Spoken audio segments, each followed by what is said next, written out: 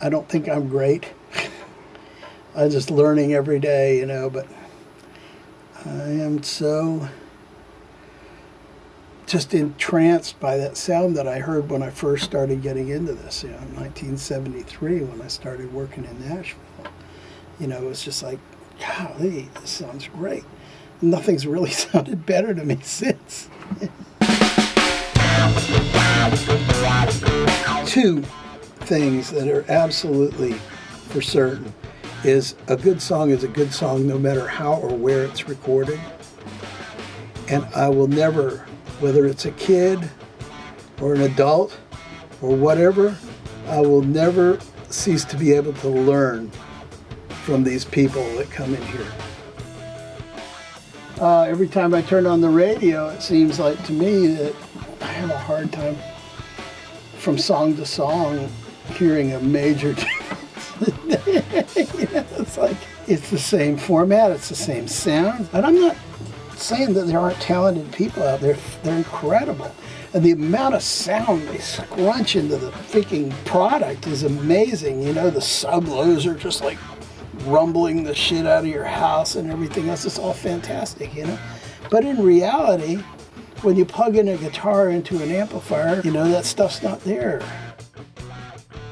He opens the door to this old barn. It was a brick barn.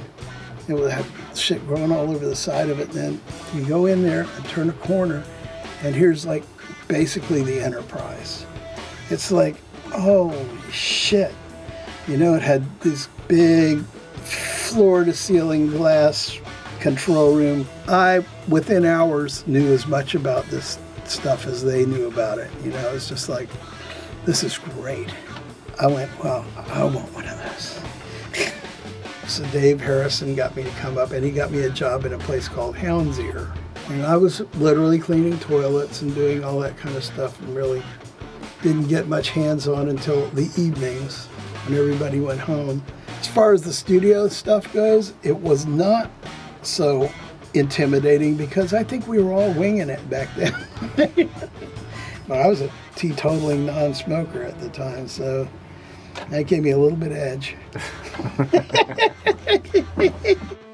I was shown that mic placement and position was so important, you know, and selection, mic selection, placement and position. We didn't have all the cool stuff that we have, not even the cool stuff that I had. You know, you didn't actually, people weren't using these tube limiters, and they weren't using a lot of the really nice stuff. They had the MCI consoles, and they used the preamps that were in the consoles. You're making a commitment. This is one thing, people don't like to make commitments when they've got 150 tracks they can use. They don't have to, you know. But I'm working with 23 tracks. And I got one for Simpty and 23 tracks. And that's it, you know. So, and remember, in the old days, we were doing it with 8. I get whatever I want in the tracking. You've been in here long enough to know that no matter what they say about digital being just fine, you've heard the tape machine run.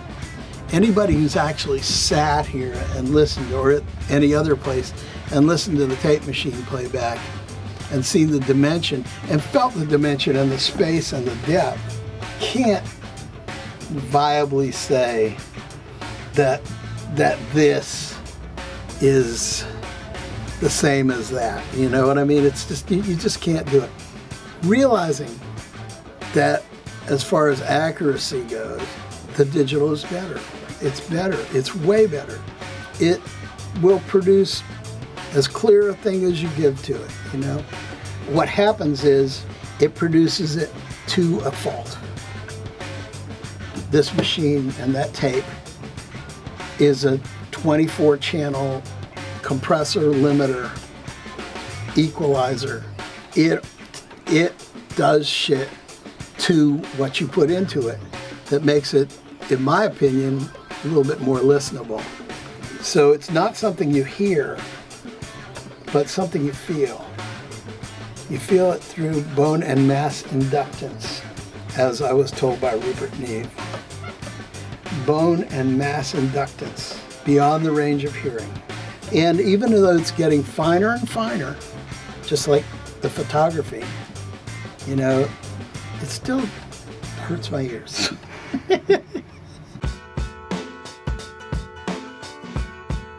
Basically, if somebody comes in and they have a budget from a record company, we'll book a month, get them a condo across the street, you know, do it.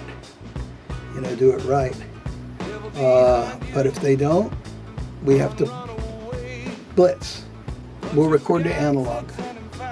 And I'll make sure we'll record everything. We'll overdub, we'll punch, we'll do everything that we do normally until I've got what I feel is a mixable product. Then we drop it down into the Pro Tools. I make Pro Tools sessions for each song, and then I give them a hard drive, and they leave with that. And then they go mix it at home or wherever, or it goes to some famous mix guy.